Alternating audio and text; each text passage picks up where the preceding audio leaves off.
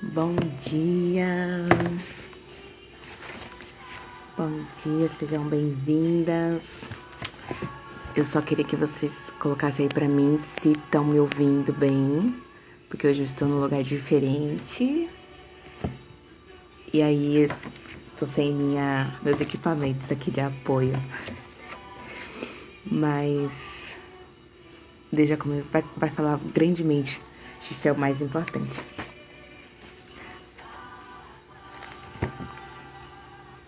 Escrevam aí pra mim se estão me ouvindo. Show. Maravilha. Então, hoje o nosso tema é o orgulho nos rouba a consciência. Deixa eu fixar aqui pra todo mundo saber quem chega depois. Gente, eu queria conseguir mostrar pra você o céu daqui, que tá lindo aqui onde eu tô. Tô no interior, na casa da minha prima amada, minha querida Tati.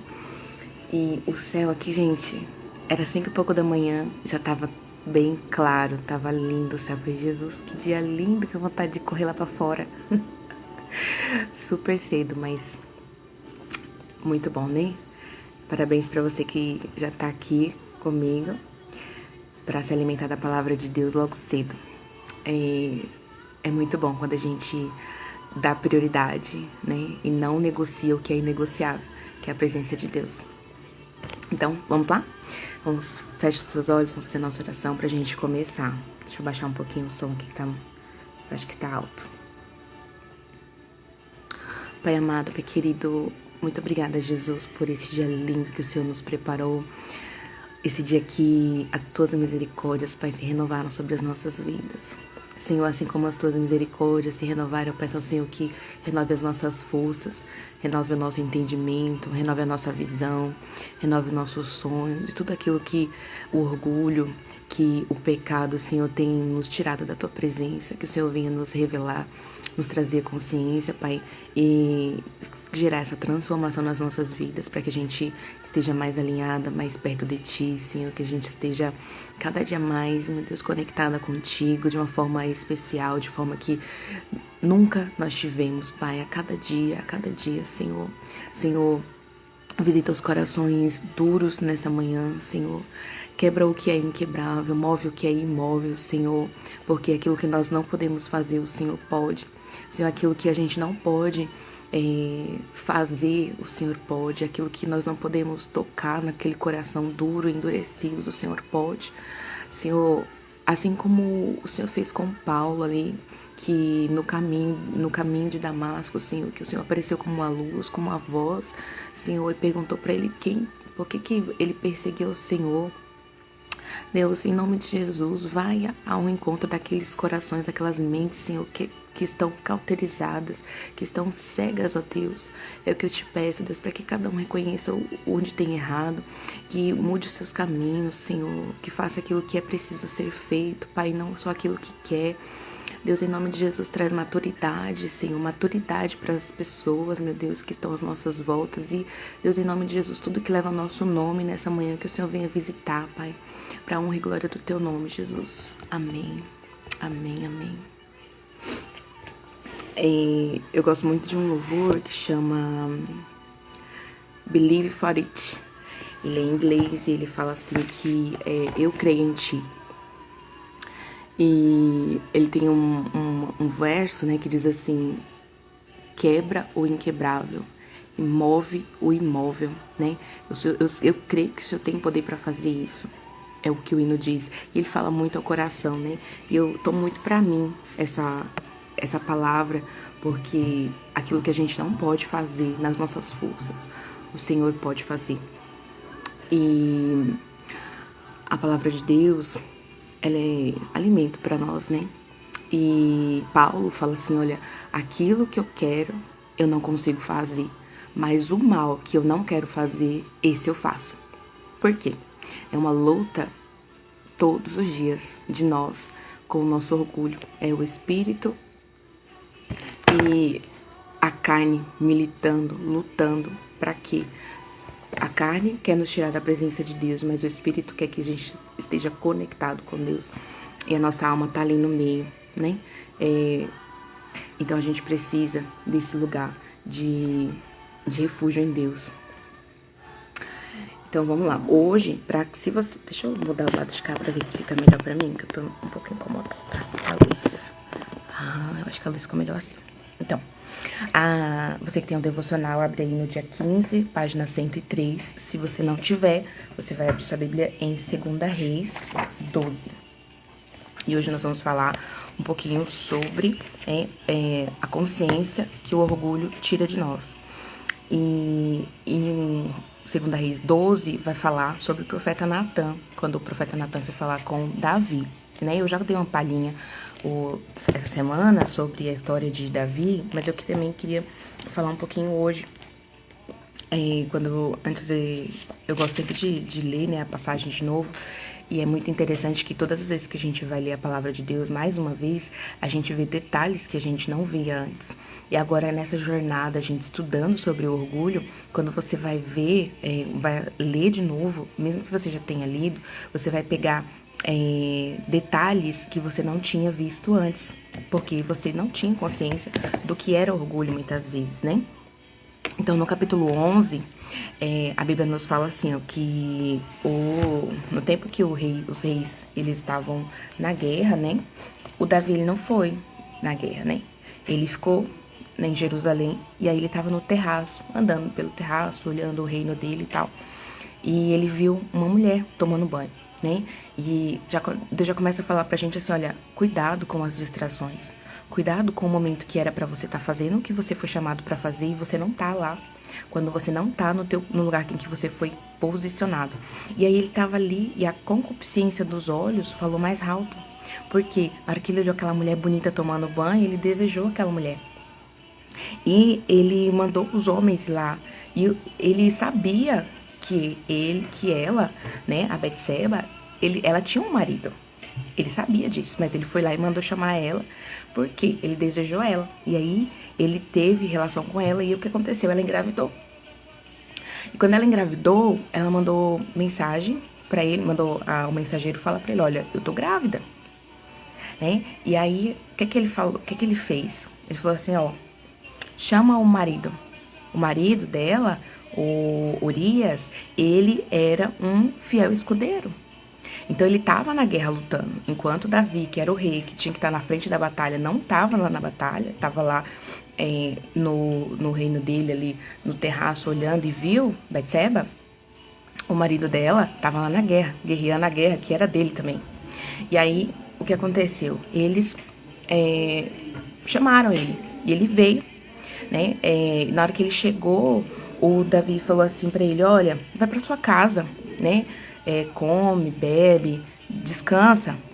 E ele falou assim, ele ouviu aquela palavra, ele saiu da casa do rei, mas ele não foi pra casa dele. Ele ficou ali onde todos os servos ficavam, né? Onde o exército, parte do exército ficava. Então ele não foi pra casa dele. Aí depois, no outro dia, Davi chamou ele. Falou, por que você não vai pra sua casa? Falou, meu rei, como que o meu povo tá lá na tenda, o meu senhor, o Joabe, que era o homem que estava cuidando ali daqueles homens, falou assim, como que eu vou pra minha casa, deitar, descansar, enquanto o meu batalhão, vamos dizer assim, como que o meu batalhão tá lutando e eu vou pra minha casa descansar, vou pra minha casa comer? Não, meu senhor. E ele ainda fala assim, ó, eu juro pela tua vida e pela vida da tua alma que eu não farei isso. Olha a fidelidade daquele homem para com seu rei. Falou, pela tua vida, rei, eu não vou não. Pra minha casa, vou nada. E ele falou assim, ó, fica ainda hoje e amanhã eu vou despedir você. O Davi falou pra ele. Ele falou, tá bom. Aí ele foi, você acha que ele foi pra casa dele? Não, ele continuou ali junto com os homens. E no outro dia, Davi chamou ele de novo e deu comida pra ele, deu bebida pra ele, ele ficou embriagado.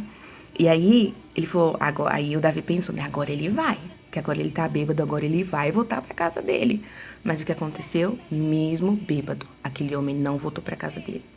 E aí eu comecei a olhar isso e falar, caraca, como que o Davi não percebeu de que aquele caminho que ele estava seguindo era um caminho de morte? Por quê? Um caminho de pecado. Ele já adulterou com a mulher. E aí depois que adulterou, ainda chamou o homem e falou, não, vem cá, deita ali com a sua esposa. Na intenção de, ó, ele vai deitar como que ele... A mulher ia explicar pra ele, falou assim, ó, eu tô grávida, mas você tava na guerra. Como assim? Esse filho não é meu. Mas ele falou, não, se ele voltar da guerra, ele vai deitar com ela e aí vai ficar tudo bem, né? Ninguém vai saber nada, vai ficar tudo bem. E aí, não. Esse homem não foi, falou, e o que eu vou fazer agora? Vou ter que matar esse homem. Aí falou assim pro Joabe, né? E olha só o interessante, que a carta que o rei escreveu, o próprio Urias levou para o Joabe lá na guerra. E aí, na hora que ele chegou lá, deu a carta, aí quando o Joabe abriu, na carta estava escrito assim, olha, põe Urias na frente da pior batalha. Ou seja, ele vai na frente, que é para ter certeza de que ele vai morrer. Mas só que você não só deixa ele lá, você não coloca só ele lá, deixa ele. Ou tipo assim, sabe quando a gente assiste filme, eu não entendo nada de guerra, tá? Mas quando a gente assiste os filmes, a gente vê o quê? Que um policial dá cobertura pro outro, um agente dá cobertura pro outro. Então essa cobertura, ele tava, em outras palavras, tava dizendo, ó, não dá cobertura pra ele. Se alguém vier matar, deixa matar, né? Foi isso.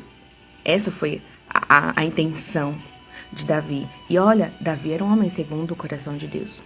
Mas quando a gente não tá no lugar que a gente foi chamado para estar, e quando a gente permite que o orgulho roube a nossa consciência, é isso que acontece. A gente faz coisas que a pessoa fala assim, como que fulano conseguiu fazer isso? Como que fulano deu conta de fazer esse negócio? Uma pessoa tão boa fez uma atrocidade dessa. Por quê? A cegueira que o orgulho causa na vida de cada um de nós. E quando eu tava lendo isso, nossa, eu vi muito assim, Deus falando, olha... E aí a gente fica assim, caraca, como que ele pôde? Com o nosso olho jogador, né? Aí na mesma hora o Espírito Santo falou assim pra mim, mas você faz igual. A gente talvez não faça o mesmo pecado que a outra pessoa, mas a gente também comete os mesmos erros, comete a vaidade de ser guiada pelo orgulho. Então a gente precisa sempre analisar como que eu coloco isso na minha vida. Enfim, vamos continuando. Aí, o que aconteceu? Realmente, o homem morreu, né? Porque na frente da pior batalha, sozinho, sem cobertura, é claro que ele ia morrer. E ele morreu. E quando os mensageiros vieram falar para Davi que ele tinha morrido, né? Falou para a mulher pranteou o luto dela. O que aconteceu? Ele pegou e mandou uma mensagem pro Joabe, o Davi. Falou assim, ó, fica tranquilo, né? Não te aflinjas por causa disso, tipo, não te entristece, segue a vida, tá tudo certo, ninguém viu, ninguém sabe, tá tudo bem.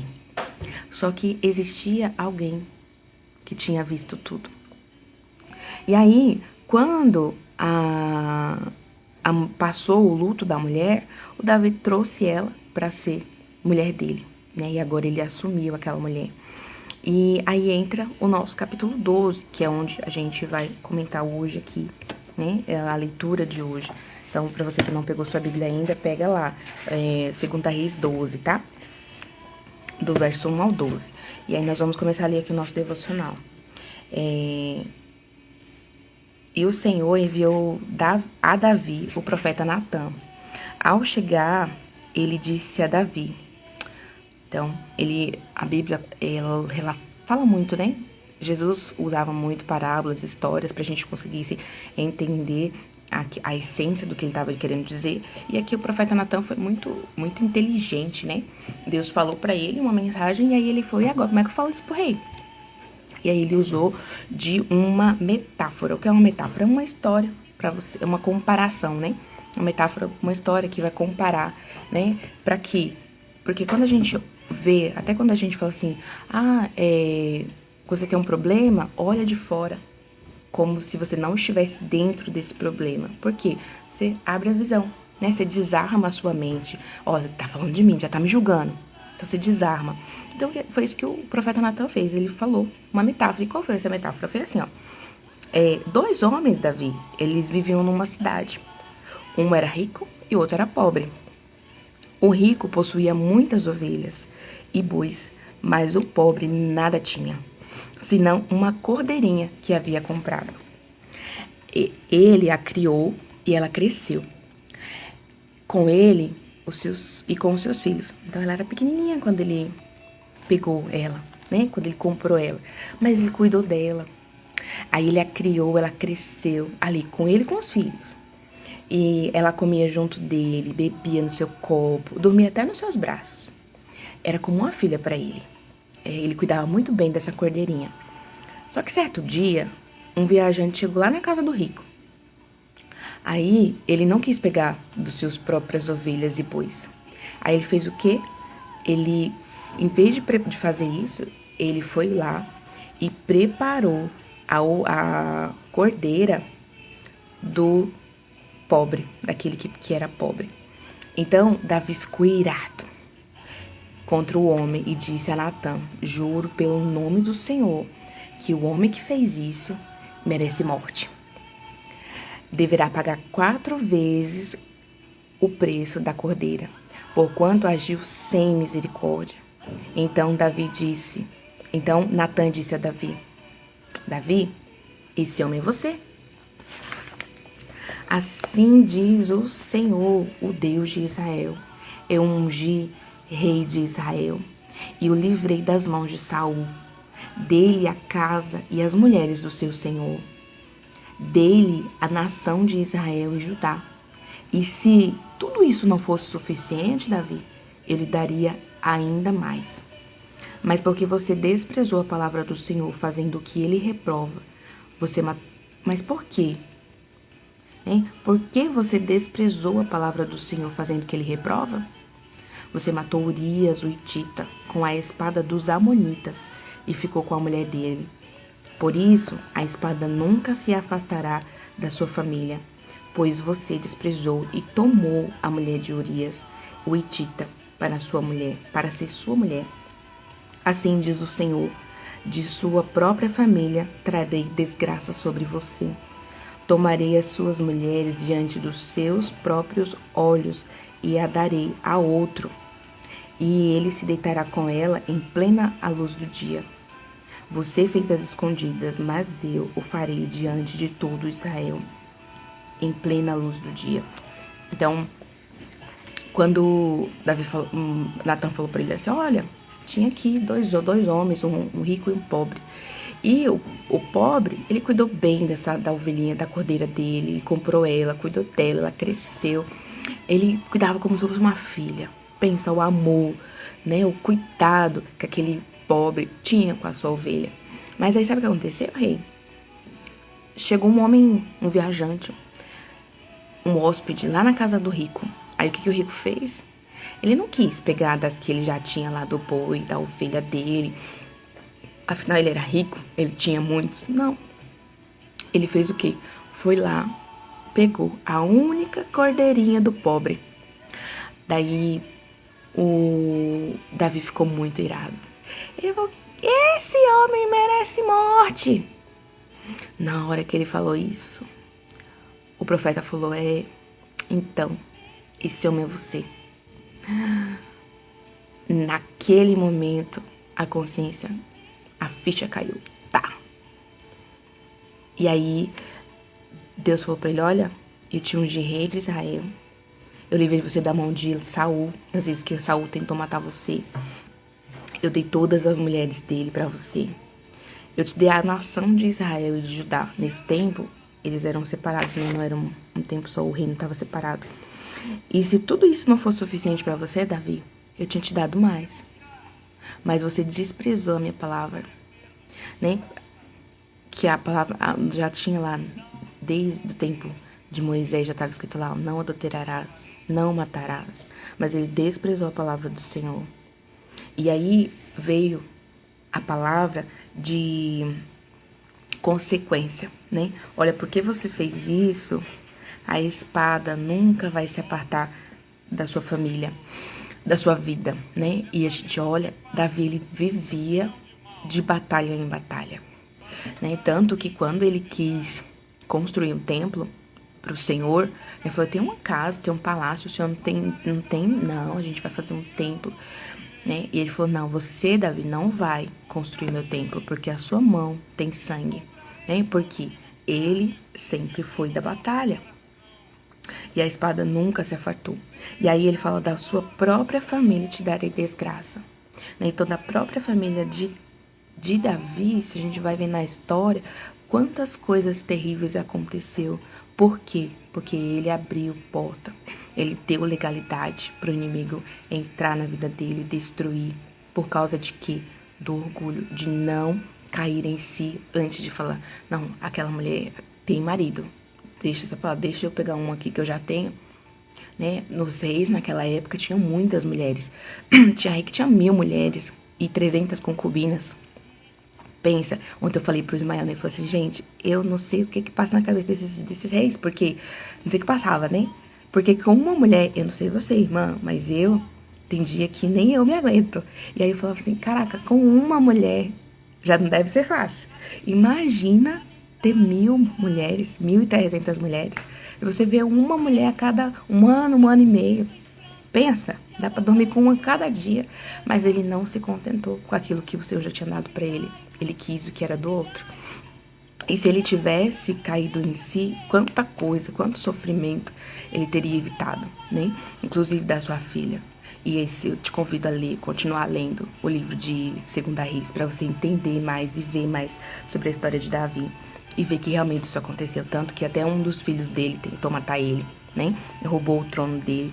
Então, tudo isso porque foi a sentença, foi a consequência para aquilo que ele fez, que foi terrível aos olhos de Deus.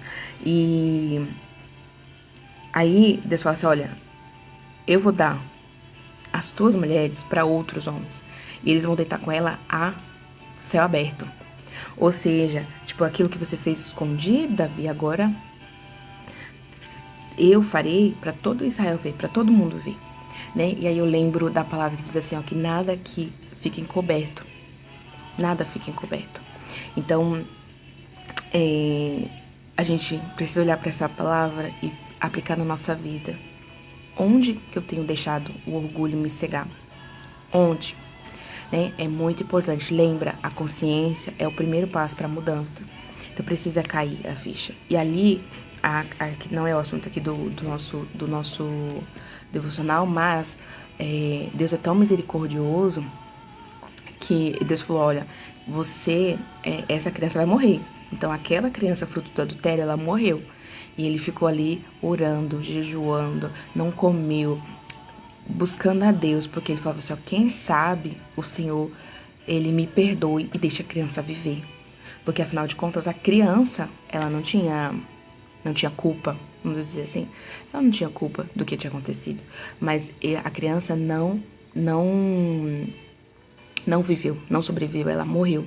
E quando ela morreu, ele levantou, tomou um banho, comeu e foi consolar a Betseba, né? E aí é onde a Bíblia diz que ela engravida do Salomão, que veio a ser o rei depois, né? Mais pra frente. Então, o primeiro filho de Betseba com Davi morreu, que foi o filho do fruto do adultério dele. Então, muito interessante, né? Quando eu olhei ali e falei assim, nossa, meu Deus, como pode, né? E quantas vezes eu e você erra por não entender, não ter essa consciência do que o orgulho está nos dirigindo, né? Voltou. Eu fui apertar aqui pra pôr no não perturbe. Eu saí. Mas tá tudo bem, né? Vocês estão me vendo aí.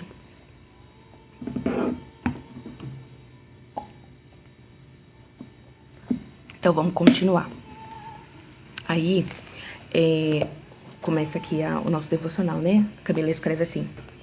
Essa parte da história de Davi, o homem segundo o coração de Deus, é a maior demonstração do poder aniquilante que o orgulho exerce sobre a nossa consciência. Davi se enfureceu e diz que merece morte o homem que comete tamanho absurdo.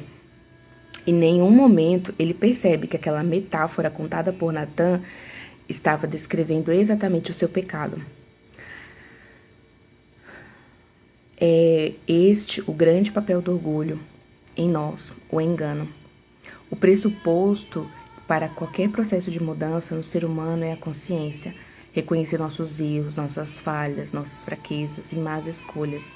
Sempre será o passo inicial para o arrependimento e a mudança. Então, como o objetivo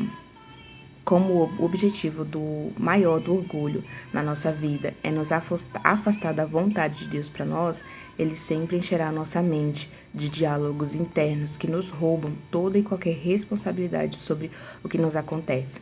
O orgulho sempre vai nos levar a justificar os nossos erros, a culpar os outros e ter uma lista sem fim dos bons motivos e intenções para tudo que fizemos e que deu errado, impedindo-nos de mudar. Então, todas as vezes que a gente já sabe, a gente já tem falado bastante, o passo da mudança é a consciência. E aí, o maior desejo do orgulho é fazer o quê? É nos afastar da vontade de Deus. Então, ele nos cega. Pra quê? Pra que a gente não veja, né? E aí, o que acontece? Quando você tá ligado pelo orgulho, você começa a dar desculpa, começa a justificar. Não, mas é porque... Não fui eu. Não é por causa de mim. É por causa do outro. É porque o outro não muda. É porque o outro não se move. É porque o outro não faz, né? Quando a gente tem essa narrativa de justificar, o que a gente está fazendo? A gente está tirando de nós a consciência. Então, uma coisa que a gente precisa fazer é, calar a justificativa. Por quê? Ela nos rouba. Porque se quem precisa mudar o outro, tá tudo bem, eu continuo do jeito que eu tô. Entende? Então, é necessário a gente, calar as historinhas. E lá no Método CIS, o Paulo fala que é as historinhas ridículas, né? Aí, olha só. Eu lembrei, né? Em setembro, a gente fez a Camila fez um desafio aberto para todo mundo que seguia ela, mas principalmente para as mentoradas, né? E eu faço parte desse grupo. Ela falou: você não tem conversa, você precisa estar comigo nesse desafio. E qual era o desafio? Era todos os dias. Tinha que orar e ler a palavra de Deus, fazer os exercícios para curar nossa alma. Então, foi 30 dias, cada dia um exercício. Porque o exercício, por isso que eu falo tanto para você, faz o exercício. O exercício, ele tira da emoção e faz você racionalmente entender. Então, você une a razão e a emoção para entrar na sua transformação, para viver a sua transformação, de fato. Então, é muito importante fazer exercício. Então, tinha a leitura da Bíblia, o exercício da alma, cuidar do corpo todo dia, então você precisava treinar pelo menos 15 minutos por dia. E outra coisa era 0 açúcar. Não podia adicionar açúcar em nada. E eu fiz os 30 dias. Aí, o exercício, teve acho que 3 ou 4 dias que eu falhei. Por quê? Porque eu tinha ficado muito tempo sem comer glúten, me entupi de pão num determinado sábado. Meu corpo não aguentou aquela quantidade de glúten. E o que aconteceu? Eu fiquei mal, eu fiquei de cama o final de semana. Eu só com vômito e dor no corpo. A água do chuveiro batia no meu corpo e doía. Por quê? Porque eu já tava limpinha, mais de 15 dias sem comer glúten. Quando eu comi, e eu comi de manhã, de tarde e de noite, aí meu corpo reclamou. E aí eu vi o quanto que faz mal para o nosso corpo. Quando a gente fica assim, eu tava maravilhosa. Mas eu fui introduzir de novo e já fiquei ruim. E aí esses dias eu não aguentava nem ficar de pé, quanto mais fazer exercício. Então eu não fiz. Mas sabe o que aconteceu? Eu calei uma historinha ridícula que eu tinha de que eu não conseguia me exercitar todos os dias. Porque no desafio, com exceção desses dias que eu passei mal, todos os outros dias eu fiz exercício. Então, no dia que eu não tava fazendo pilates, eu fiz uma caminhada, eu fiz exercício em casa. Então, eu calei a historinha ridícula. Desse dia pra cá em diante, nunca mais eu digo que eu não consigo. Eu consigo sim. Mas a verdade é que, muitas vezes, você e eu não põe isso como uma prioridade. Mas a gente consegue sim, né? Ainda mais quando a gente coloca, eu vou fazer isso aqui. A gente faz. A gente dá um jeito de fazer. Mesmo que tudo diga que não. você dá um jeito de fazer. Acorda mais cedo, vai dormir mais tarde, mas você faz. Porque aquilo virou uma prioridade pra você. Então, pensa nisso, tá? É uma historinha ridícula que a gente conta. Então, pra quê? Pra justificar aquilo que a gente não faz e deveria fazer. Então, vamos lá, continuando. Quando eu iniciei o processo de mudança, meu maior sabotador, como já comentei, era a falta de consciência sobre a verdade de quem eu vinha sendo. Eu não reconhecia em mim o que o Paulo dizia que tanto fazia ele sofrer. Eu enchia meus pensamentos e palavras de vitimização, dizendo que o problema só poderia ser ele, que ele era viciado emocionalmente em crítica e insatisfação, que era ingrato e não reconhecia nem valorizava todas as minhas virtudes e qualidades como esposa e também sócia. E que por mais que eu me esforçasse, nunca conseguiria agradá-lo, que era melhor eu desistir e deixar ele livre para encontrar uma nova esposa que atendesse a todas as expectativas. Todo esse discurso infeliz que eu contava para mim eram palavras produzidas pelo orgulho que reinava na minha vida. A última coisa que o orgulho ia permitir que eu reconhecesse era reconhecer todos os meus erros. A minha arrogância, a minha falta de paciência com meu esposo e com as outras pessoas. Minha falta de respeito, insubmissão e desonra. Se eu seguisse sem essa consciência, eu não mudaria. E sem mudar, eu perderia meu casamento, destruiria minha família, a nossa empresa. E o orgulho, venceria. Hoje, vejo o quanto o meu processo de transformação e o nosso sofrimento, meu, do Paulo, e por que não dizer também dos nossos filhos, que percebiam a dor, teriam sido abreviados se eu não tivesse resistido tanto, demorado a reconhecer a consciência e entender que eu era a única responsável pelos problemas enfrentados no nosso casamento. Autorresponsabilidade, lembra? Minha consciência, aprisionada pelo orgulho, quase me fez perder essa batalha. Lembra quando eu falei, se Davi tivesse caído a ficha antes, quanto sofrimento, né? Quantas coisas poderiam ter sido evitadas, né? Então, que a gente seja rápido, né? A Bíblia diz que, fala assim, ó, filhinhos, não pequeis, mas se você pecar, você tem um advogado. Em outras palavras, o que isso quer dizer? Se você errar, reconhece rápido, se arrepende rápido, né? Se arrepende rápido. Por quê? Para evitar mais sofrimento. E assim, o que mais me dói o coração é que quem mais a gente vai sofrer é a nossa casa, nosso marido, nosso filho. E essas são as pessoas que nós mais amamos, aquelas pessoas mais próximas a nós, geralmente as que mais vão sofrer. Então pensa, você quer ver o sofrimento do seu marido, da sua filha? Do seu filho, provavelmente não. Se você tiver um pouquinho assim de amor no seu coração, você não vai querer que eles sofram. E pensa, é por causa do meu e do seu orgulho que eles sofrem. Então lembra, se não for por você, faça o que é preciso fazer por quem você ama. Entende? Ela continua dizendo assim, só quando conseguimos calar o orgulho que existe em nós, podemos ter a real consciência de quem temos sido, sobre os nossos comportamentos, sobre os nossos acertos e nossos erros. Logo, o primeiro passo ao arrependimento e à mudança que você precisa viver só vai acontecer quando você vencer o orgulho e lembre todos os dias. E acredite, assim como foi com Davi, assim diz o Senhor, de sua própria família trarei desgraça sobre você. Tomarei as suas mulheres diante dos seus próprios olhos e a darei a outro.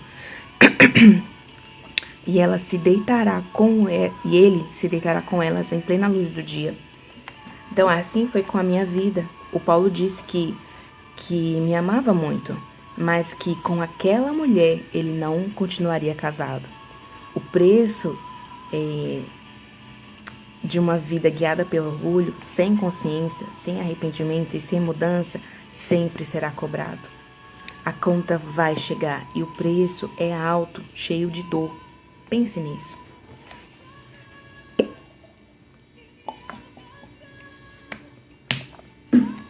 Então, todas as vezes que eu e você somos guiados pelo orgulho, ele nos cega, nos tira a chance de mudar, né? Então, por mais que doa, às vezes vai doer você olhar pra você, igual foi comigo. Quando eu comecei a olhar pra mim, falei, caraca, como que eu pude fazer isso? Como que eu pude errar desse jeito? Monique, você conhecendo tanto, se preparando tanto, estudando tanto, tendo chegado a tal nível, como que você faz um negócio desse? Totalmente falta de consciência. E aí eu falava, caraca, quando eu falo pra você, olha, pega uma foto da sua família e olha pra ela. Traz consciência de tudo que você tem feito, de tudo os seus erros e acertos, mas principalmente os seus erros, e vê as consequências de cada um deles. E aí tu olha pra aquela foto, falou, quem você tá fazendo sofrer são essas pessoas que você ama. E quando eu fiz isso, que eu olhei pra foto da nossa família ali, eu falei, caraca, o que vai acontecer se eu continuar indo por esse caminho? E me veio uma dor tão grande no meu coração que eu falei, não, eu não quero vê-los sofrer. Então eu preciso mudar. Então, mesmo que seja difícil, acredita, vai valer a pena. Porque você vai tirar a legalidade que o inimigo tem pra destruir a sua família. Quando você começar a se arrepender, quando você começar a pedir perdão pelos seus erros, entende? E lembra, fiel é o Deus pra terminar a obra que ele começou. Existe uma vida linda que Deus quer que eu e você vivamos, cheia de propósito, mas a gente só vai alcançar essa promessa quando a gente se arrepender daquilo que a gente tem feito e fazer aquilo que a palavra diz. Então, eu coloquei aquele hino que eu falei, aquele louvor que eu falei pra você, que diz que quebra o inquebrável, move o imóvel. Que hoje a tua oração seja essa também, para que o Senhor quebre o orgulho que ainda existe em você, para que a legalidade que o inimigo tinha sobre você seja quebrada. E lá no Método CIS, eu passei por um exercício que foi muito forte para mim, e que eu sentia literalmente, né, eu senti no meu corpo, foi muito forte para mim, e eu sentia que maldições estavam sendo quebradas ali. E de lá pra cá, eu tenho vivido algo sobrenatural na minha vida. Monique, você já venceu todas as consequências dos seus erros do passado? Não, ainda não. Mas cada dia eu tenho visto a misericórdia do Senhor sobre mim e digo que a mesma coisa acontece com você. Se você se pôr numa jornada de transformação, de não desistir, quando todo mundo mais pararia, tá? Então, eu digo pra você, amiga, é como se eu estivesse na tua frente, segurando a tua mão, dizendo, olha, vai dar certo. Não desiste, não desiste, não desiste. Hein? Não desiste. Não desiste. Porque Deus é misericordioso. Existem consequências? Vai ter. Vai ter problema que você vai ter que resolver? Vai. Mas eu digo pra você, vai sair um peso tão grande das suas costas. Você vai voltar a sorrir. Você vai voltar a ser feliz, vai voltar a se cuidar. Porque foi isso que aconteceu comigo. Tá? Eu lembrei de um dia, eu tomando banho. De um dia que eu cheguei perto da minha mãe pra abraçar ela. Olha, eu vou falar da minha mãe. Eu amo a minha mãe, tá bom? Não fica com raiva da minha mãe, por favor, tá? E lembra, será que você não faz isso com seus filhos? Tá? Ou faz isso com seu marido? Mas enfim, eu cheguei perto dela assim. E ela falou assim, Monique, você sai pra lá que você tá fedida. Né? Adolescente tem um cheiro de terrível, né? Só Jesus na causa. E aquilo entrou muito forte em mim. E aí eu lembro que nesse dia que eu tava tomando banho, eu lembrei disso. E aí eu vinha passando o sabonete, assim, diferente em mim. Tipo, eu não sou fedida. Eu sou amada, eu me amo. E aí comecei a tomar aquele banho, depois passei um óleo. E foi uma coisa assim, tão linda de viver, que eu falei, caraca. Até a forma de me cuidar na hora do banho melhorou assim, foi transformada. Então é nos pequenos detalhes, não é só nas grandes coisas, entende? Eu digo mais, as experiências, as pequenas coisas são aquelas que dão mais energia, são aquelas que mais nos curam. Quando eu chego em casa, que eu olho pro Samuca, que ele vem me dá um abraço, ri, e eu olho aqueles olhinhos assim olhando pra mim, gente, não tem dinheiro no mundo que pague. Mas aquilo me dá uma força pra continuar, que meu Deus. Às vezes um abraço de uma amiga, né? Quando uma amiga fala, olha, amiga, você é assim, você é assado. Quando tem amigas que mandam rios pra mim, assim, ou coisa, tipo, você é maravilhosa, você não sei o quê. Gente, isso é o quê? É a marca que a gente deixa nas pessoas, né? Que a gente possa deixar essa marca em nós também. Não tava no script, mas eu acho que era o que você precisava ouvir. Eu digo de novo pra você, não desista, tá bom? Não desista. Então hoje qual que é o exercício? É você dedicar tempo pra escrever todas as verdades, né? De consciência. E calha as vozes que tiram você da responsabilidade. Não é o meu marido, é o meu filho, é a minha sogra, é a minha mãe. Não, não é sobre eles, é sobre você, tá bom? Deixa que eles curam eles. Você precisa curar você, tá bom? Então você precisa escrever, né? E aí, deixa doer. Mas aí, se arrependa. Peça perdão a Deus, porque Ele é misericordioso. E olha, a Bíblia diz que hoje as misericórdias se renovaram. E olha que o céu aqui tá lindo demais. Lindo demais. Eu amo esse lugar. E assim também, as misericórdias do Senhor se renovou. Então, se você se arrepender de coração, se você pedir perdão e você mudar o seu comportamento, a Bíblia diz que Ele sara a sua terra. Entendeu? Ele perdoa os seus pecados, Ele sara a sua terra. Então, não tem como você com uma terra sarada, né, com uma árvore agora curada, ter frutos ruins, entende? Mas você precisa se manter nessa jornada, se manter nesse lugar. E eu digo pra você que o melhor lugar é na presença de Deus. Porque na presença de Deus, a gente é transformado de dia em dia. Todos os dias a gente é transformado, né? Todos os dias quando eu leio a Bíblia, eu falo assim, o que eu posso aplicar isso na minha vida? Entende que não é sobre o outro? Ai, porque o fulano fez isso, o fulano... Não é sobre o outro, é sobre mim, sobre você. Tá bom? Sobre mim e sobre você. Então, deixe claro que você começou essa batalha contra o orgulho, tá bom? Então, esse é o exercício. Assim que eu já consegui colocar a gravação aqui no YouTube, eu já posto lá no grupo. Eu também vou postar a fotinho pra você não esquecer do seu exercício. Lembra, se você tiver o plenitude, você vai ter um nível de transformação muito maior. Mas se você não tem, te apega com a Bíblia, pega um caderninho pra você fazer os exercícios. É importante fazer. Acredita, né? Que é muito importante. E aí, eu lembro quando eu começo a ver aquilo que eu escrevia, quantas coisas que eu já consegui resolver pra glória de Deus. Desde a primeira vez que eu fiz esse devocional. Então, e aí, hoje, são outras coisas que Deus vai me revelando, né? Essa semana, durante um culto, Deus me trouxe mais um nível de consciência de algo que eu preciso resolver na minha vida. Na verdade, foram dois, né? Duas coisas essa semana que o Senhor me revelou que eu preciso resolver ainda. Então, é sempre um nível a mais. Mas todas as vezes que a gente se permite passar por esse processo, essa consciência, arrependimento, mudança de comportamento, o que acontece? A gente vai para um próximo nível. É para um próximo nível, um novo romper na nossa vida.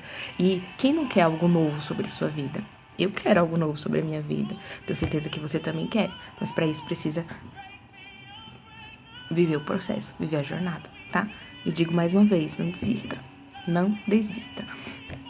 Volta amanhã, tá bom? Amanhã, mesmo horário, 7 horas da manhã, estaremos aqui. Pra glória de Deus, tenho certeza que vai ser mais um dia maravilhoso na presença de Deus, tá? Diz a nossa oração, fala assim, hoje é o me ajude a melhorar. Deixa eu colocar aqui. Me ajude a melhorar. Sozinho não consigo mais. É bem assim, nem sozinho a gente não consegue. Mas Jesus segura na nossa mão e a gente vai conseguir, em nome de Jesus. A Bíblia diz que nós somos mais que vencedores. em Cristo, né? Que nós podemos todas as coisas em quem nos fortalece. E esse todas as coisas é também vencer o orgulho dia a dia. Cada nível, viver o processo cada dia, tá bom? A nossa oração diz assim: Pai, eu declaro que a partir de hoje nós assumimos a responsabilidade sobre as nossas vidas. Eu declaro que o Senhor da minha vida é Jesus e não o orgulho, representante do inferno, que vinha tentando me roubar da mulher que tu me fizeste para ser. Espírito Santo de Deus, assume o comando de todos os meus pensamentos, meus sentimentos, me exorta sempre que eu me mover na direção do pecado, para que a minha vida te agrade e eu cumpra minha missão de glorificar ao meu Pai aqui nessa terra. Por meio da minha vida, Jesus, eu decido, a partir de hoje, ser todos os dias da minha vida mais parecido contigo em humildade e santidade. Amém? Pai querido, nos ajude a melhorar, Senhor. Deus, eu imagino o Senhor olhando para nós com teus olhares de misericórdia, com teu braço forte, Pai. Teus olhos meigos, que diz, eu te ajudo.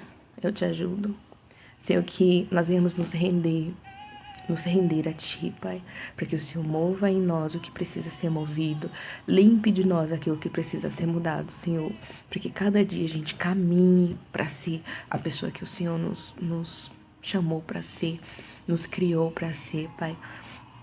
A Tua palavra diz que o Senhor nos viu, o Senhor nos formou, foi o Senhor que nos amou primeiro, Pai. Que nós venhamos viver uma vida que te adore, que te agrade, Pai. Nos dá um coração segundo o seu, um coração disposto a obedecer, um coração, Senhor, que esteja alinhado com os teus planos e os teus projetos. Pai, é o que eu te peço, em nome de Jesus, visita o coração das minhas amigas, consola aquela que precisa de consolo neste dia, Pai. Dá força a quem precisa de força. Dá renovo para quem precisa de renovo, Pai. Dá renovo para quem precisa de renovo, Senhor. Dá felicidade para quem precisa de felicidade, Senhor. Que cada um de nós venha viver o seu processo. Que mesmo que doa, Senhor, eu sei que vai produzir um fruto bom lá na frente, Senhor, porque a nossa terra vai estar curada, a nossa árvore vai estar curada, vai ser boa e vai te agradar, Pai, em nome de Jesus. Isso que eu te peço, Senhor. Continue falando conosco, continua conosco nessa jornada, Senhor. Ainda tem alguns dias pela frente e uma vida toda, Senhor, para te agradar, para estar vivendo os planos, os projetos do Senhor na vida de cada um de nós, Pai. Eu te peço isso em nome de Jesus. Eu te agradeço, Pai. Amém. Amém. Amém, minhas amigas. Lembra, não desista. Tamo junto. Nós estamos juntos. Todo dia nessa luta de vencer o orgulho. Mas nós vamos conseguir.